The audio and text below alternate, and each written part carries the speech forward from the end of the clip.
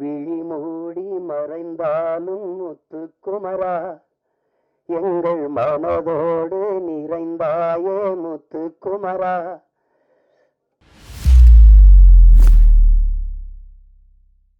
இருக்கும் அப்படிங்கிறது நமக்கு தெரியும். இருந்துமே சினிமா மீதான ஆர்வம் அதனுடைய மிகப்பெரிய உதாரணமாக தான் இந்த மேடையில் நீங்க இருக்கிறத நாங்க பாக்குறோம்.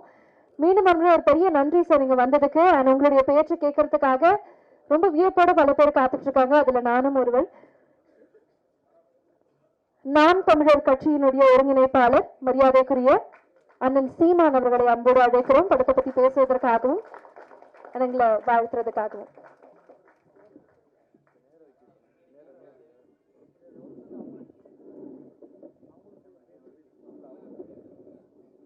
சரியா?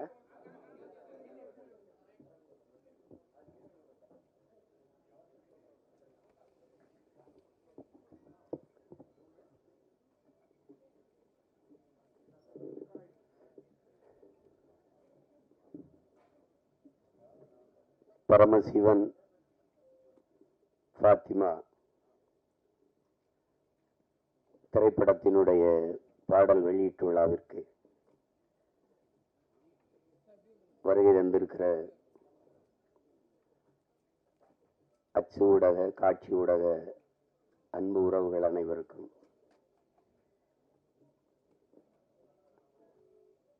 மேடையிலே அமர்ந்திருக்கிற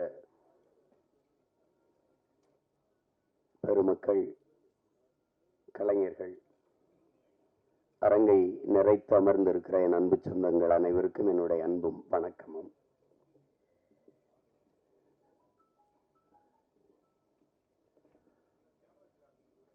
பாடல் வெளியீட்டு விழா என்றாலே இசையமைப்பாளர் தான் அதனுடைய நாயகன்.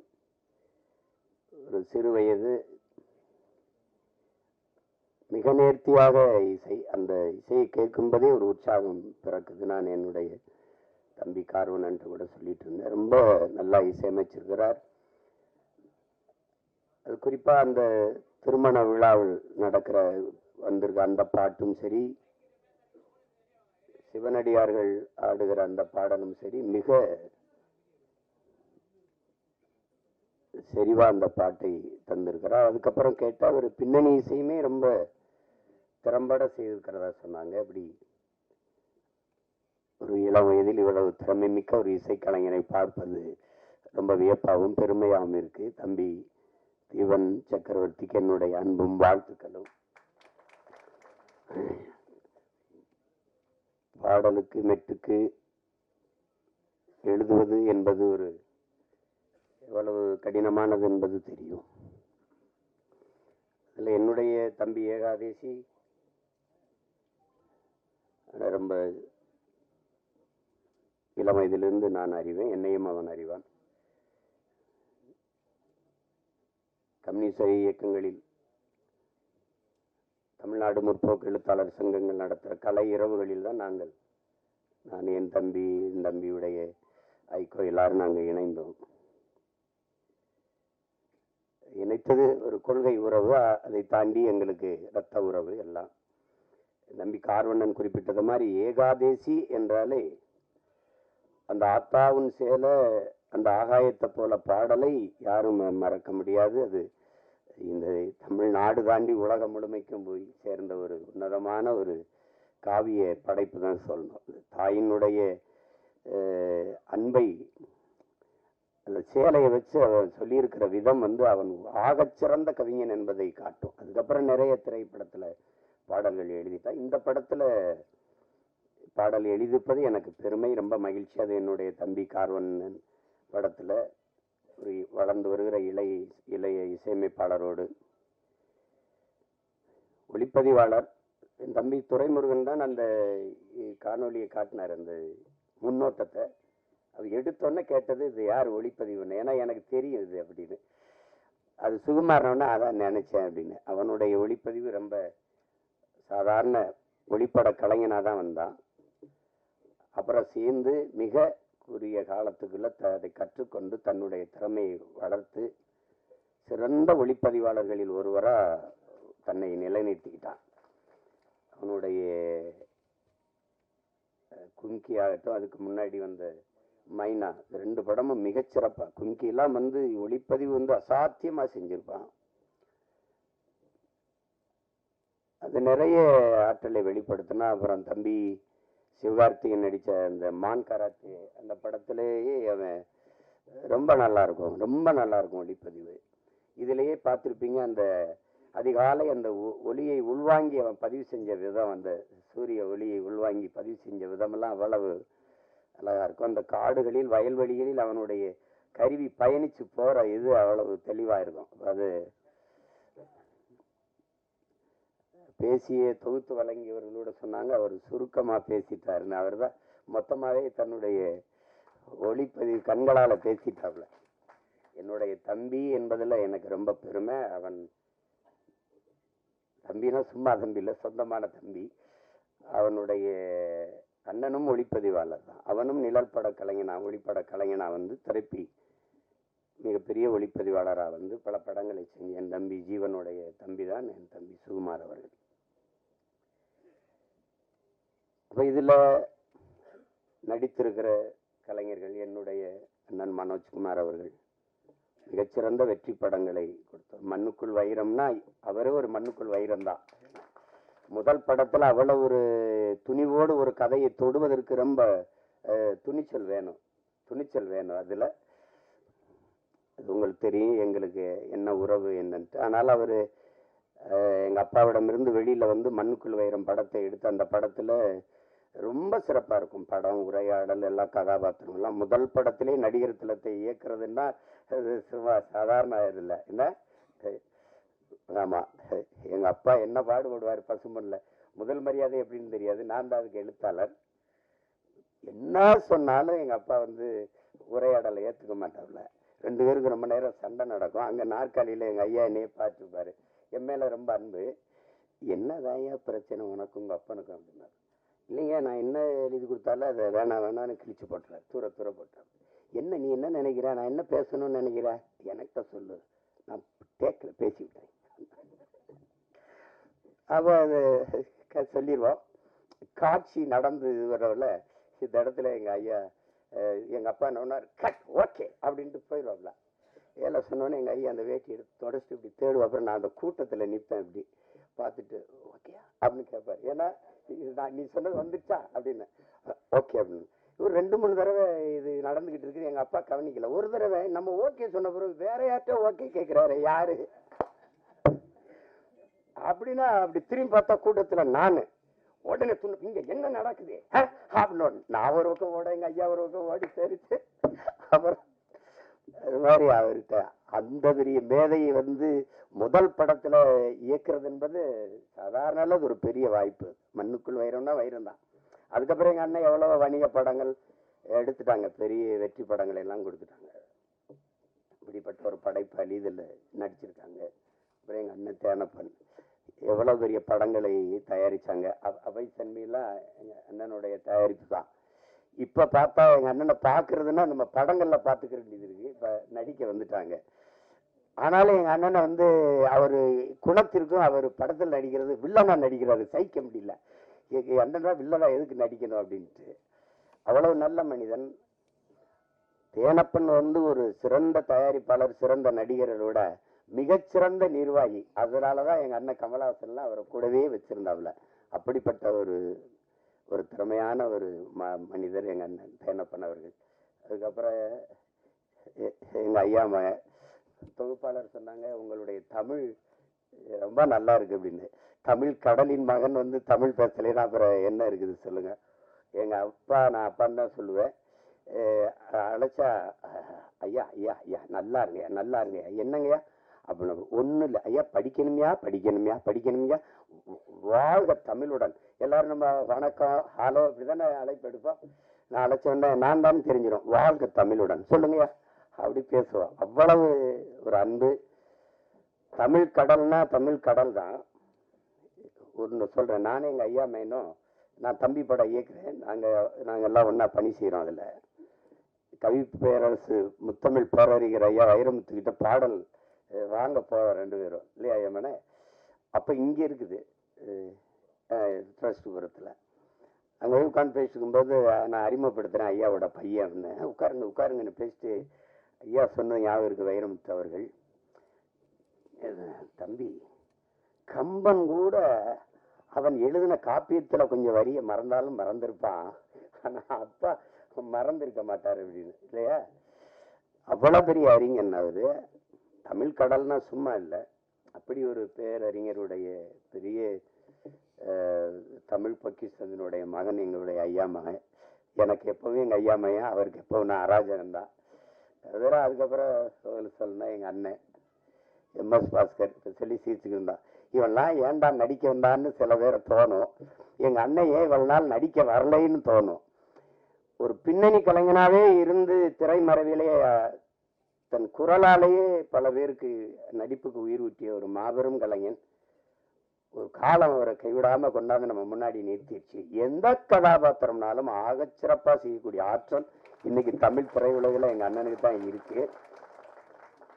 அது பல படங்களை சொல்லலாம். அது சிறிய கதாபாத்திரம் பெருசு அப்படிலாம் கிடையாது. அதுவும் ஒரு தவம். இப்போ என் தம்பி சொல்லும்போது சிவாஜி மாதிரின்னு எங்க அண்ணன் கூச்சப்பட்டார். நாங்க உங்களை சிவாஜின்னு சொல்லல, அது மாதிரின்னா மாதிரின்னு அப்படின்னா அந்த ஈடுபாடு. உதாரணமா இப்ப எங்க ஐயாட்ட சொல்றேன். எங்க ஐயாவுக்கு பசுமன் படத்தில் நடிக்கும்போது அண்ணன் சிவகுமார உங்களுக்கு தெரியும், அது ஒரு பிசாசு. ராதிகா மேர தெரியும், அவங்க ஒரு பிசாசு. எல்லாருமே மிகச்சிறந்த கலைஞர்கள். அந்த திரையை உயிரா நேசிக்கிற ஒரு கலைஞர்கள். இது எங்க அப்பா, அப்ப கண்ணன் ஐயா ஒளிப்பதிவு எல்லாம். இப்ப இவங்க என்னன்னா எப்ப படப்பிடிப்புனாலும் அதிகாலையில ஒரு 5 மணி, அதிகாலையில ஒரு 4 மணி, அப்படி வச்சா இங்க இருந்து வண்டி போய் நாங்கெல்லாம் நிற்கும் போது ஒரு நாற்காலியை போட்டு ஒரு ஆள் உட்கார்ந்துருக்கோம். அது யாருன்னா எங்க ஐயா நடிகர் திலகம் அவர்கள் உட்கார்ந்துருப்பாங்க. தினம் கூச்சப்படுவாங்க, என்னடா நம்ம இவ்வளவு முன்னாடி வந்தோம், அதுக்கு முன்னாடி உட்கார்ந்துருக்காருடா அப்படின்னு நினைச்சு இவங்க எல்லாம் கூடி பேசுறாங்க. நாளைக்கு எப்படியாவது நம்ம சீக்கிரம் அவருக்கு முன்னாடி ஒரு 5 நிமிஷமா அது முன்னாடி வந்துடணும்ட்டு. புரியுதா உங்களுக்கு? எல்லாரும் பேசி வச்சு வரும்போது அதே மாதிரி முன்னாடி நாற்காலி போட்டு உட்கார்ந்துருக்காப்புல. என்னடே ஐயோக்கிய பிள்ளைகளா, எனக்கு முன்னாடி நீங்க வந்துருவீங்களா அப்படின்னு. அந்த இதுல இத்தனை படம் நடிச்சும் அந்த ஈடுபாடு, அந்த முனைப்பு, அந்த ஆர்வம் ஒரு துளியும் குறையாத ஒரு மகனை நம்ம பார்க்கவே முடியாது திரையுலகில். அது மாதிரி இப்ப எங்க அண்ணனுக்கு என்னன்னா எந்த கதாபாத்திரம் கொடுத்தாலும் அந்த அர்ப்பணிப்பு முழுக்க உள்வாங்கி அந்த கதாபாத்திரத்தின் தன்மையோடு இணைந்து வெளிப்படுத்துகிற ஆற்றல் இன்றைய தலைமுறையில் எங்க அண்ணன் MS பாஸ்கருக்கு இணையா யாரும் இல்லை. அது சின்ன இப்ப நீங்க அண்மையில இப்ப ஓடிக்கொண்டிருக்கிற டூரிஸ்ட் ஃபேமிலி அந்த படத்தை பார்த்தீங்கன்னா கூட அவ அந்த பையனை தம்பி சசியை இவர் கொடுமைப்படுத்துறாருங்கும் போது நம்ம கோபமா வரும். அவ நிற்கும் போது அவன் நான் கேரளா மலையாளின்னு சொன்னது இல்லை, நான் இலங்கையிலேருந்து வந்திருக்கேன், தமிழன்னு சாவியை தூக்கிட்டு வண்டிடு சேவ் பண்ண போகணும் அப்படின்னு வரல. அது இங்கிலீஷ் நடிகை. என்ன இங்கிலீஷ் நடிகை? எங்க அண்ணன் கருப்பா போயிட்டானே வழி, அவன் இங்கிலீஷ் நடிகனுக்கெல்லாம் பெரிய நடிகன், மிகப்பெரிய கலைஞன். அவனுக்கு ஒரு வரம் வந்திருப்பாருங்க, தாத்தா காமராஜுக்கு குரல் பதிவு கொடுத்த கலைஞர். அது எவ்வளவு பெரிய இது, எப்படி சிலர் வருது இதெல்லாம். இன்னும் எனக்கு நான் ஒரு தாய் குழந்தையோட ஐயா என் புருஷன் இப்படி போலீஸ் பிடிச்சிட்டு போயிருச்சா, ஏன் பிடிச்சிட்டு போனா அங்க சும்மா பிடிச்சிட்டு போயிருக்க மாட்டாங்களா, இல்ல சாராயம் தானே பாச்சா, சாராயம் தானே ஐயா என் குடும்பம் அவங்க சேச்சே பாப்பா பாப்பா. அதெல்லாம் கொலகார போய் கொலை பண்ணா அவனை மன்னிக்கலாம், ஒரு குடும்பம் தான் போகும். சாராயம் வச்சாதான் ஊரே நாசமா போயிடும், போப்பா உடனே மன்னிக்க முடியாது அப்படிம்பாரு. அதெல்லாம் அது அந்த அவர் என்ன உடல் மொழியில நடிச்சாரோ அதையே அளவுக்கு தன்னுடைய குரல் வளத்தால குரல் நடிப்புல போய் பொருத்தி பேசுறதுங்கிறது குரல் கலைஞர்கள்ங்கிறது சாதாரணம் கிடையாது, சாதாரணம் கிடையாது. அப்படி எண்ணற்ற படங்களுக்கு உயிர் கொடுத்த மகன் இன்னைக்கு திரையில நம்ம பாக்குறோம். நானே எங்க ஐயா மேனும் பேசிக்கிட்டு இருந்தாலும் ஒரு 15-20 வருஷத்துக்கு முன்னாடி வந்திருக்க கூடாதா அப்படின்னு. அது அவ்வளவு பெரிய அற்புதமான ஒரு கலைஞன் MS பாஸ்கரன் தான். அவர் இந்த படத்துல நடிச்சிருக்கிறார், அது என் தம்பியோட இயக்கத்துல. என்கிட்ட கேட்கிறார், நீ ஏன்டா எனக்கு வாய்ப்பே கொடுக்கல, நான் படம் எடுக்கிற நிலைமையிலையான்னா இருக்கு எடுத்து. அதுக்கப்புறம் என்னுடைய தம்பி விமல், நாங்க அவனை கதாநாயகனா பாக்குறது இல்லை, எங்க குடும்பத்துல ஒரு இளைய தம்பி அவன். எங்களுக்கு எல்லாருக்கும் அப்படித்தான். அவன் மேல நாங்க எல்லாரும் பேரன்பு வச்சிருப்போம். எந்த எங்க குடும்பங்கள்ல இருக்கிற எல்லா நிகழ்வுலையும் அவன் இருப்பான். அப்படி செல்ல தம்பி அவரு. அவனுடைய வெற்றி, அவனுடைய வளர்ச்சியில எங்களுக்கெல்லாம் பெரும் ஆர்வமும் பெரும் மகிழ்ச்சியும் இருக்கு. இன்னும் அவனுக்கு களவாணி மாதிரி படம் வரணும், இருந்தாலும் அவனுக்கு வாகை சுடவா மாதிரி படம் நிறைய வரணுங்கிறதா என்னோட இது. அந்த படத்துல என் தம்பி சர்க்குணமும் இன்னும் அவனுக்கும் அந்த மாதிரி ஒரு படம் வரணும். என் தம்பி விமலுக்கும் அவ்வளவு சிறந்த ஒரு படம். அது பல விருதுகளை எல்லாம் வென்றது. ஒரு வாழ்வியலை அந்த வறண்ட நிலப்பகுதியில் வாழ்கிற செங்கல் காலவாயில் இருக்கிற அந்த மக்கள், அந்த பிள்ளைகளின் கல்வி, எவ்வளவு சிறந்த படைப்புல நடிச்சு அந்த தம்பி இதுல கதாநாயகன் நடிச்சிருக்கிறார். சாயா அவங்க எங்க அண்ணன் பொண்ணு. அவங்க மறந்துருப்பாங்க, ஒரு தடவை எங்க அண்ணன் மகள் நடிச்சுக்கிட்டு இருக்காவ அறிமுகப்படுத்தினார் யார் கண்ணன். நாங்கள்லாம் ஒரே குடும்பம். அதுல நம்ம வீட்டு பொண்ணு நம்ம படத்தில் நடிச்சிருக்கிறது பெருமை. அடுத்து சாஸ்விதா அவங்க கேட்டே, அவங்க பேரு கனிமொழின்னாங்க. அவங்க இப்ப சேஸ்வதா ஏதோ பேரை மாற்றி வச்சிருக்காங்க. தமிழ் எப்படி அழியுதுன்னு கேட்டீங்கன்னா இப்படித்தான். கனிமொழின்னு ஒரு பேரை மாத்தி வைக்கிறது அப்படிதான். என்ன பண்றது, ரெயின்போன்லே தமிழ்ல எழுதுங்கன்னு சொல்ற நிலைமையில இருந்தா அதெல்லாம் நம்ம மொழியில பேர் வச்சுக்கிறது கூச்சப்பட வேண்டியது இல்லை. நீங்க நல்ல பேரு, அதெல்லாம் உங்க பேரு கனிமொழி அவர்கள். அடுத்து என்னுடைய தம்பி குல் சுரேஷ், என் மண்ணுக்காரன், என் மேல பெரிய பாசம் கொண்டவன். என்ன மனசுல பட்டதை கூச்சமெல்லாம் பேசுவான். அது மற்றவங்களுக்கு வெறுப்பா இருக்கு. இப்ப என்னையெல்லாம் பார்த்தா சில பேருக்கு அருவறுப்பா இருக்கு, வெறுப்பா இருக்கு. என்னத்தையோ பேச்சு கிடக்குறாப்புல இருந்தால் அப்படின்னு. அது மாதிரிதான் அது. அது அவனுடைய இயல்பு. அவனுக்குள்ள நல்ல ஒரு மனிதன் இருக்கான், நல்ல மனிதாபிமானம் இருக்கு. இரு உட்காரு. சிவன் கைகட்டி நின்னா சரியா இல்ல. என் பாட்டேன் ஆதி பெரும்பாட்டன் கைகட்டுறது சரியா இருக்குது. அதுக்கப்புறம் விஆர் அவரு, விமல் அவர். நீங்க நல்லா வரணும், நல்ல உடலை நல்லா பேண்டுறீங்க, உங்களுக்கு பாராட்டு. நீங்க அதை தொடர்ச்சியா செய்யுங்க. இன்றில் என்றாவது சரியான வாய்ப்பு வந்துடும். என் தம்பி அருண் விஜய் தெரியுமா, OMCல நாங்கெல்லாம் பயிற்சி எடுப்போம். அப்ப அவன் நல்லா உடலை வச்சுருப்பான். வாய்ப்பு சரியா வரல. நான் சொன்னேன், நீ இதை மட்டும் சரியா செஞ்சுக்கிட்டே இரு, ஒரு நாள் நீ சரியான இடத்துக்கு வந்து வென்றுவாங்க. அதே மாதிரி அவனுக்கு படம் அடிச்சுட்டான். தடயம் அந்த படங்கள்லாம் குற்றம் 23 அடிச்சுட்டான். அதனால அதை மட்டும் சரியாவீங்க. உங்களுக்கு ஒரு சான்று உட்காருங்க சார். எனக்கு எங்க அண்ணன் சரத்குமார் நான் அண்ணன் தான் கூப்பிடுவேன். நாங்க ரொம்ப நெருக்கம். விண்ணூர்தி நிலையத்துல சந்திச்சோம். இப்ப பொன்னியின் செல்வன் வெளியாயிடுச்சு. வணக்கு இந்த வயசுல ஐஸ்வர்யா ராய் ஜோடி கேக்குது. அவரு பொறாமேடா அவர் சார் டே உடலை நல்லா வச்சுட்டா எந்த வயசுலயும் சாதிக்கலாம்டாங்கிறல. அததான் எல்லாருக்கும் சொல்றேன், நம்பிக்கையோடு இருங்க, சாதிக்கலாம். அப்புறம் எல்லாரையும் சொல்லிட்டேன். தம்பி புவன் படத்தொகுப்பாளர். அதுக்கப்புறம் அம்மா ஆதிரா அவர்கள், அவங்க எங்க ஊர் பொண்ணவங்க, பாண்டிச்செல்வி அவங்க. அவங்கள இன்னைக்கு பார்த்தாலும் அந்த மருது படத்துல 2 கையிலையும் கம்பெடுத்து சுத்துறதா காட்சி தான் எனக்கு ஞாபகத்துக்கு வருது. ரொம்ப அருமையான பெண்மணி. நமக்கு தமிழ் திரையுல கிடைச்ச ஒரு இயல்பான முகம், இயல்பான நடிப்பை வெளிப்படுத்தக்கூடிய ஒரு திறமையான கலைஞர் அவங்க. அவங்களுக்கு என்னுடைய அன்பும் வாழ்த்துக்களும். எல்லாரையும் சொல்லிட்டேன்னு நினைக்கிறேன். என் தம்பி சுகுமார் இருக்கான். அவ திரையுலகத்தை தாண்டி நடிப்பு, இதை தாண்டி என் மேல அன்பு கொண்ட ஒருத்தன். அவனுக்கு மொழி இனப்பற்று அதிகம். காதல் படத்துல இருந்தே தம்பி சுகு எனக்கு தெரியும். அப்புறம் மகேந்திரன் சிறந்த கலைஞன். அவனுக்கு வாய்ப்பு சரியா அமையல. அவன் நடிச்ச சல்லியர்னு படம் இருக்குது, சல்லியர்கள். அதுல அவன் தான் கதாநாயகன். மிகச்சிறப்பா நடிச்சிருப்பான். இருக்கானா போயிட்டான். மகேந்திரன் ரொம்ப சிறப்பா நடிச்சிருப்பான். ஒரு போராளியா வந்திருப்பான். அவன் காலம் இருக்கு, எங்க போயிருப்பது. நல்ல திறமையான கலைஞன். அப்புறம் என் தம்பி துரைமுருகன் செய்ய, அவன் சமூக பற்றாளர், சமூக ஆர்வலர். ஆமா, என் தம்பி கிடாரி அப்படின்னா உங்களுக்கு தெரியும். அது காலையில கிடாரி மாடுகள் நாங்க சொல்லுவோம். அது ஒரு திமிர் எடுத்த தினவு எடுத்தது அதை சொல்லுவோம். அது கிடாரி படத்துல ரொம்ப அருமையான இது கையாண்டிருக்கு. குறிப்பா எங்க அண்ணன் வேல ராமூர்த்தியுடைய கதாபாத்திரம் எனக்கு இன்னும் மனசுல இருக்கு. தம்பி பிரசாத் முருகேசன் அவர்கள். அத நாங்கெல்லாம் அந்த படத்தை பார்த்து யார் இயக்குனர்னு நான் எங்க ஐயா மேனும் பேசி பார்ப்போம். மத்தகம் பார்த்துட்டு தான் கேட்டேன், ஐயா மேனை யார் ஐயா மேனை இவ்வளவு சிறப்பாக எடுத்துருக்கு, எங்க கிடாரி பட இயக்குனர் தானோன்னா அதுக்கப்புறம் நானே அழைச்சி பேசி வாழ்த்தினேன். ரொம்ப திறம்பட்ட, அவனுக்கு என் மேல அன்பு இருக்கு இல்லையா, அவனோட மகனுக்கு என் மேல பேரன்பும் பிடிப்போம். என்னை பார்க்கறதுக்காக வந்திருக்கான்னாங்க, நான் அவனை சந்திக்கணும். இது எல்லாரையும் சொல்லிட்டேன். என்னுடைய தம்பி கார்வண்ணனை பற்றி உங்களுக்கு சொல்லணும். நாங்க அவர் எந்த திசையில் இருந்தார், நான் எந்த திசையில் இருந்தேன்னு தெரியல. ஆனால் எங்களை ஒரு ஒரு உணர்வு இணைக்குது. அது எங்களுடைய மொழி இனப்பற்று. அப்போ அவர் எடுத்த படங்கள், இப்போதானே படம் பார்க்கும்போது அவர் பெட்டி கடை முதல் படம், அதுவும் கிராமத்தில் நடந்த அனுபவத்தில் எடுத்தது தான்.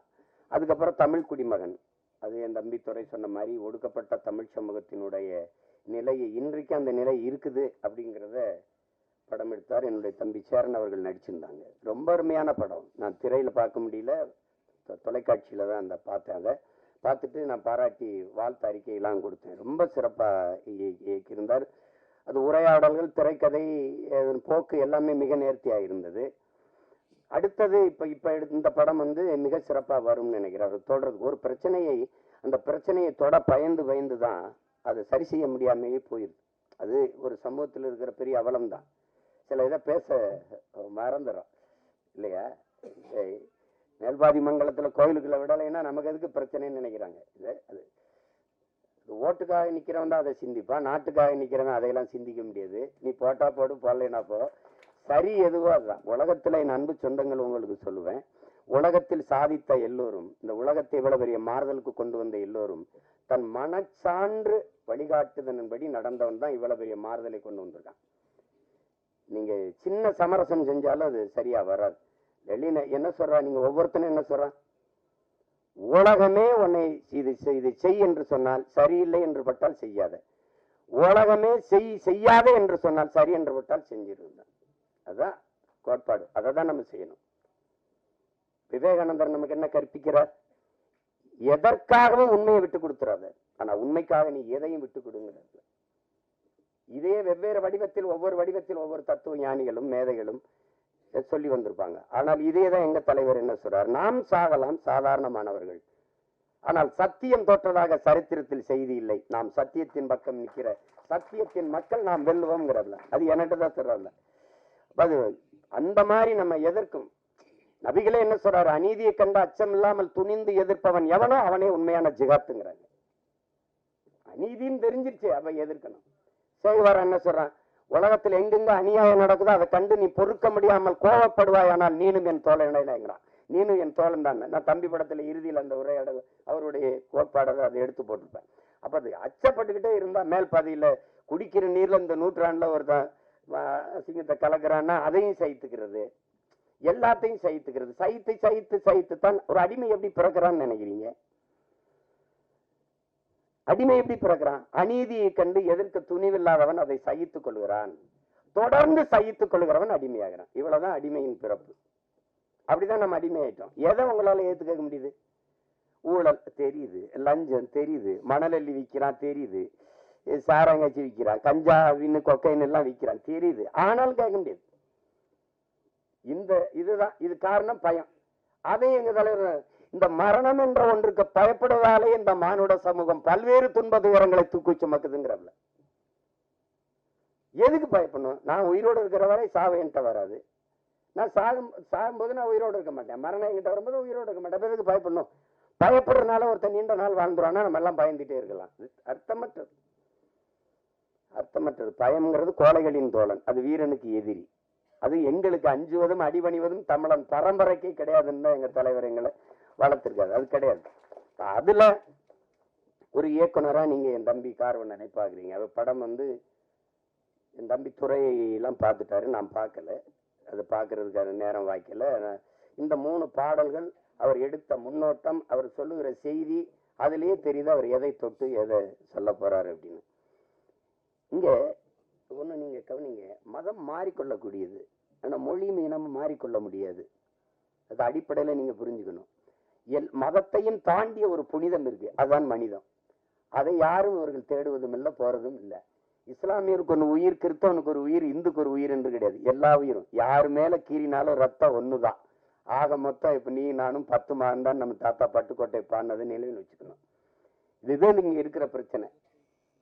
எல்லாருக்கும் எல்லா மதங்களையும் மனிதம் இருக்கு, எல்லா மதங்களையும் சிக்கல் இருக்குது. இதை கடந்து போய் இந்த உலகத்துல எல்லாரும் மனிதனை மனிதன் கொள்வதற்கு, இத்தனை உயிர் அழிப்பதற்கு எத்தனை விதமான ஆயுதங்களை கண்டுபிடிக்கிறான். ஆனா அந்த ஆயுதங்களை எல்லாம் வெல்லுகிற ஒரு ஆற்றல் அவன்கிட்ட இருக்கு. அதான் பேரன்பு. அந்த அன்பால எல்லா ஆயுதங்களையும் வீழ்த்த முடியும். அதுதான் இன்னைக்கு நீங்க உலகத்துல எவன் பாடுனா புதியதொரு உலகம் செய்யும் கெட்ட போரிடும் உலகத்தை வேரோடு சாய்ப்பவன் பண்ணது எந்த ஆட்டம் புரட்சி பாவலன் தான்.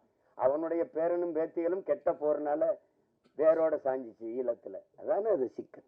அந்த மாதிரி நேரத்துல இறுதி போர்க்கட்ட சூழல்ல என் தலைவன் இருந்து நான் வந்த பிறகு தொடர்ச்சியா பேசி பேசி சிறைப்படுத்தப்பட்டேன்.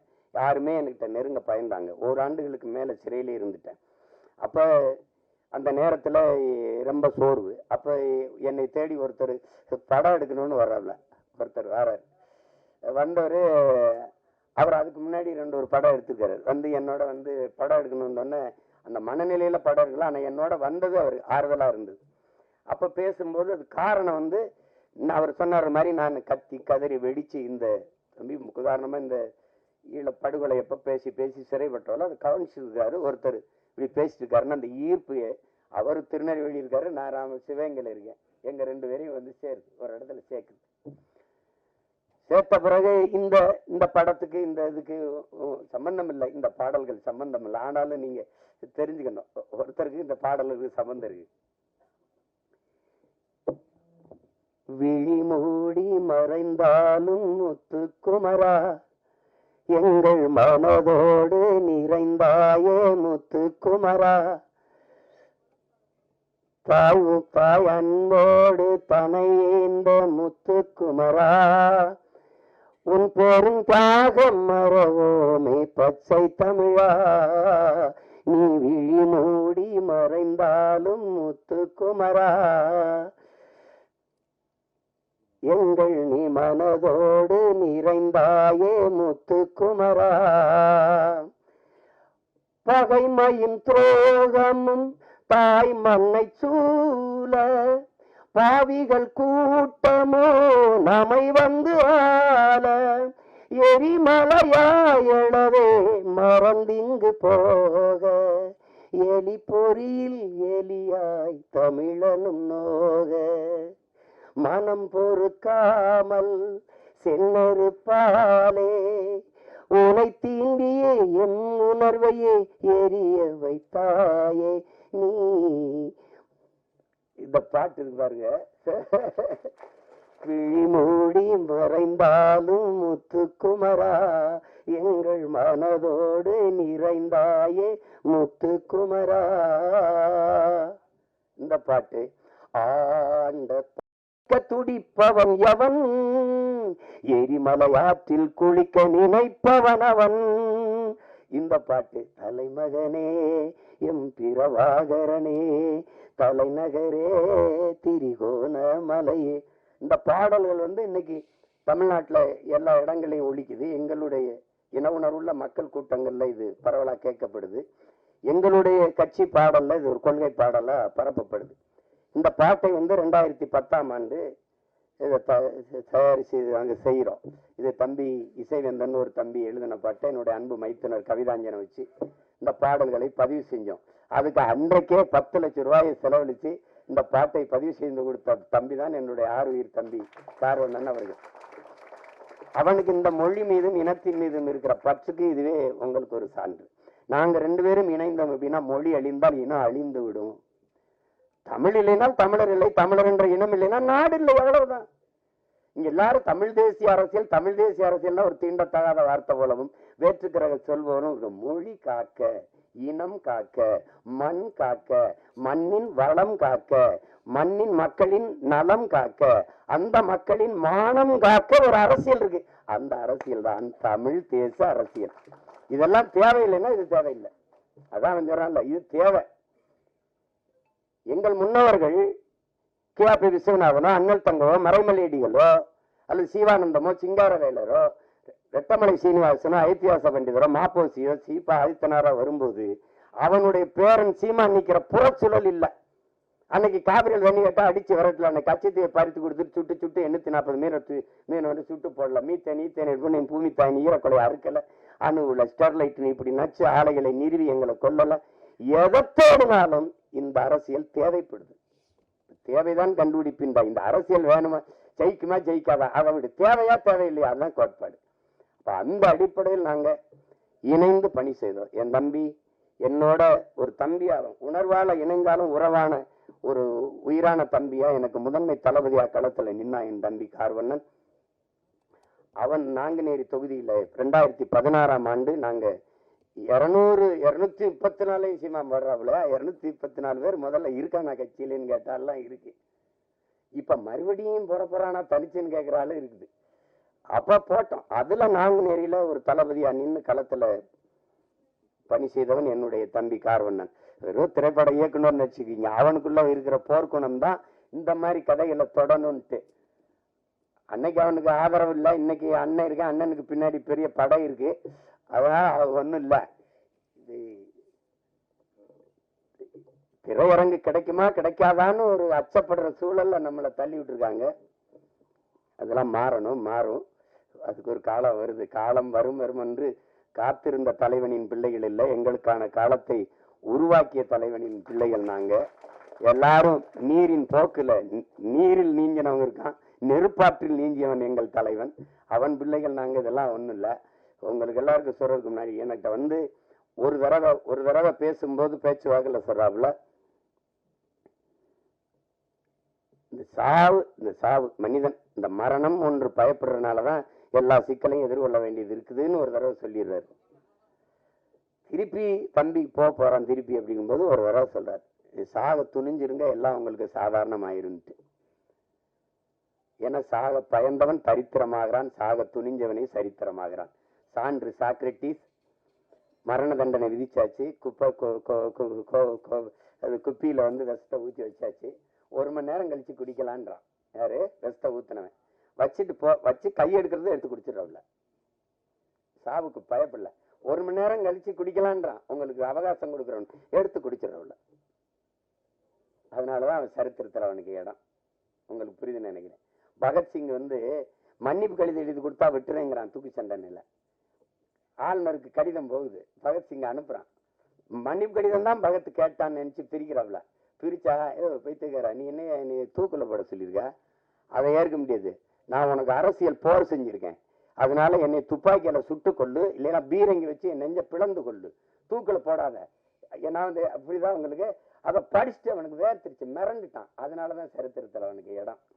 உங்களுக்கு புரியுதுன்னு நினைக்கிறேன். இவன் வந்து நண்பர்கள் சொல்றாங்க, பகத் நீ வெளியில வா, நம்ம வந்து இன்னும் வீரியமா போராடலாம், ஒரு மன்னிப்பு கடிதம் தானே எழுதி கொடுத்துட்டு வந்துருன்ட்டு. பகத் சொல்றான், எல்லாரையும் போலதான் எனக்கும் வாழணும்னு ஆசை இருக்கு, ஆனால் நான் வெளியில வந்து வீரியமா போராடுவதை விட இந்த மரண கயிற்றை துணிஞ்சு முத்தமிட்டன்னா பகத்தை போல வீரமிக்க மக்களை இந்த மண்ணின் விடுதலைக்கு பெற்றுத்தர வேண்டும் என்று எண்ணற்ற தாய்மார்கள் விரும்புவாங்க. அதனால நான் இந்த தூக்கு கயிறை முத்தமிடுறேன்ட்டு. ஆனாலும் பகத்துக்கு அந்த வீரமிக்க மரணத்தை வெள்ளக்காரன் தர சரியா இல்லை, சம்மதிக்கல. தூக்குதான்ட்டான். தூக்குல போடும்போது அவன் கேட்கிறான், நீ ஏன்டா அந்த காலத்தை ஏன்டா நீ வந்து துப்பாக்கியில சுட சொன்ன, ஏன் பீரங்கில சுட்டு கொள்ள சொன்ன? இல்ல, என் உடலிலிருந்து கடைசி உயிர் துளி பிதுங்கி வெளியேறுகிற வரை என் தாயில்லத்தை என் கால்கள் தொட்டுக்கொண்டே இருக்கணும், அதுக்குத்தான் நான் என்னை துப்பாக்கியில சுடுன்னு சொன்னேன்றான். திருப்பி தூக்குல போடும்போது அந்த கருப்பு அங்கி போட்டு மூடுவாங்க, பிளாக் மாஸ்க், 2 பேர் தான் எடுந்தேன். ஒன்னு பகத்சிங், இன்னொன்னு சதாம் ஹுசேன். உங்களுக்கு தெரியும் நினைக்கிறேன். எடுறான்ட்டான் பகத்சிங், அந்த கருப்பு துணியை எடுறான்ட்டான். எடுத்துட்டு போட சொன்னேன். ஏன்னா அந்த விழி பிதுங்கி என் உயிர் வெளியில கசிந்து போற கடைசி நொடி வர துளி வர என்னுடைய கண்கள் என் தாய் மண்ணை பார்த்துக்கிட்டே சாகணும்டான்னா. அதனாலதான் பகத்சிங் இன்னைக்கு வந்து நம்ம சரித்திரத்தில் இருக்கான். சேய்வராவை சுடுறதுக்கு எதிரி நிறுத்தும் போது இப்படி குறி வைக்கிறான். அப்படி குறி வைக்கும்போது, டியர் காம்ரேட், நீங்க என் நெத்திக்கு குறி வைக்கிறீங்கன்னு நினைக்கிறேன், கொஞ்சம் இடது பக்கமா வாங்க, இப்ப சுடுங்கன்ட்டான். அதனாலதான் சேய்வராவுக்கு இடம் உங்களுக்கு. அப்ப மரணத்துக்கு பாய்ந்தவெல்லாம் உங்களுக்கு தெரியுது. விவேகானந்தர் சொல்றாருல, வரலாற்றில் எப்போதும் வீரர்களுக்கு தான் இடம், அடிமைகளுக்கு இடம் இருந்திருக்கு. ஏன் ஏழைகளுக்கு கூட வரலாற்றில் இடம் இருந்திருக்கு, கோழைகளுக்கு ஒருபோதும் வரலாற்றில் இடம் இருந்தது இல்லை. அதனால இதுக்கெல்லாம் பயந்தா ஒண்ணும் இல்லை. அப்ப அந்த துணிவில் தான் என்னுடைய தம்பி இந்த கருத்தை துணிஞ்சு எடுத்து படத்தில் பதிவு செய்கிறார். அவருக்கு என்னுடைய பாராட்டுக்கள். அவன் என் தம்பிக்கு இருந்த இந்த திரையுலக மேல இருந்த பற்று வெளிப்படுது பாருங்க. அவனே தயாரிச்சு, அவனே இயக்கி, அதுல ஒரு கதாபாத்திரத்தில் நடிச்சு, தொடர்ந்து இது தமிழ் குடிமகனும் அவருடைய தயாரிப்பு தான், அவருடைய இயக்கத்துல இது பண்ணியிருந்தார். இப்ப அந்த முயற்சியை நான் முழுக்க பாராட்டுறேன். என் தம்பி கார்வண்ணனுடைய படைப்பு என்பது என்னுடைய படைப்பு. நானே இயக்கியது போல ஒரு மகிழ்ச்சி, எனக்கு ஒரு உற்சாகமும் ஒரு பெருமையும் இருக்கு. அந்த படம் உறுதியாக வெல்லும். உலகெங்கும் இருக்கிற என் உயிர் சொந்தங்கள் என் தம்பிக்கு நல்ல ஆதரவு கொடுத்து இந்த படத்தை மாபெரும் வெற்றி படமாக மாற்றணும். அதுதான் அது.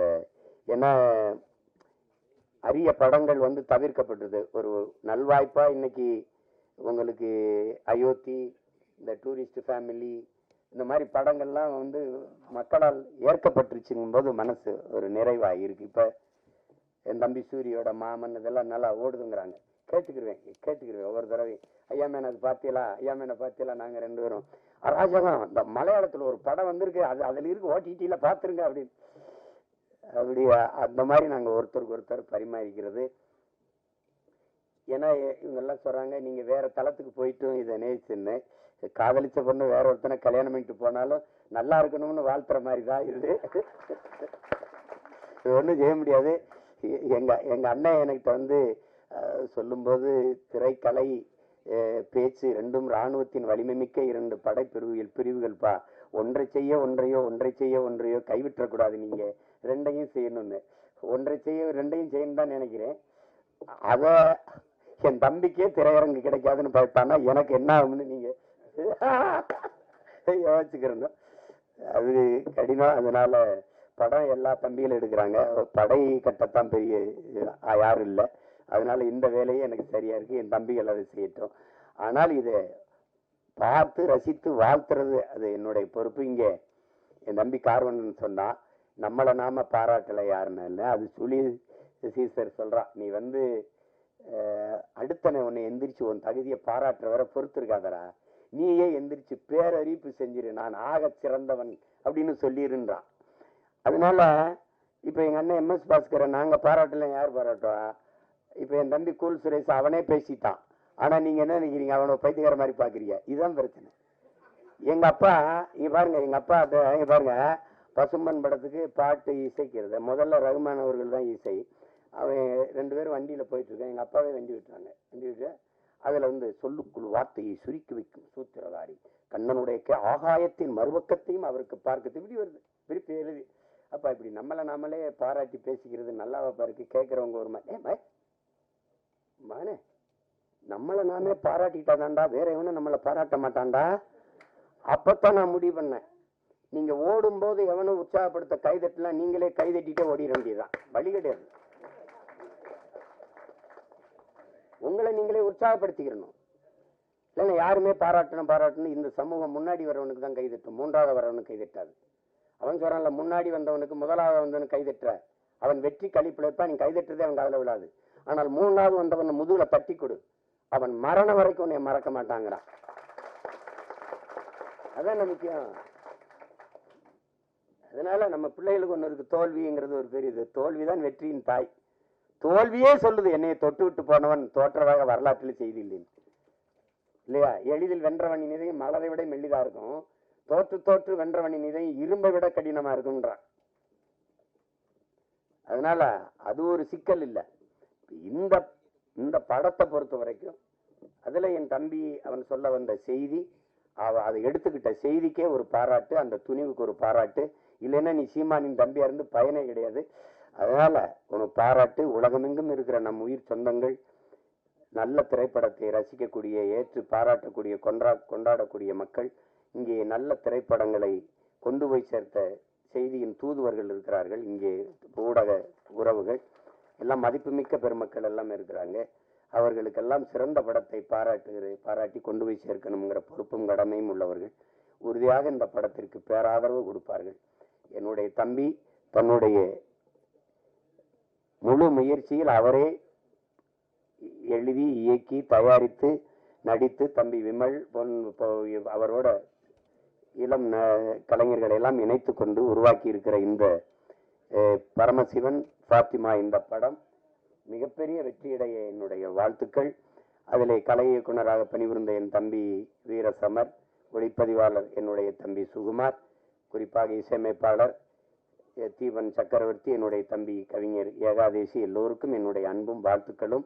என்னுடைய ஆறுயிர் இளவல் என் அன்பு தம்பி இசக்கி கார்வணன் அவர்களுக்கு என்னுடைய உள்ளம் நிறைந்த அன்பும் வாழ்த்துக்களும். படத்தின் வெற்றிக்கு என்னுடைய வாழ்த்துக்கள். உங்கள் அனைவருக்கும் என்னுடைய அன்பும் வணக்கமும். நன்றி.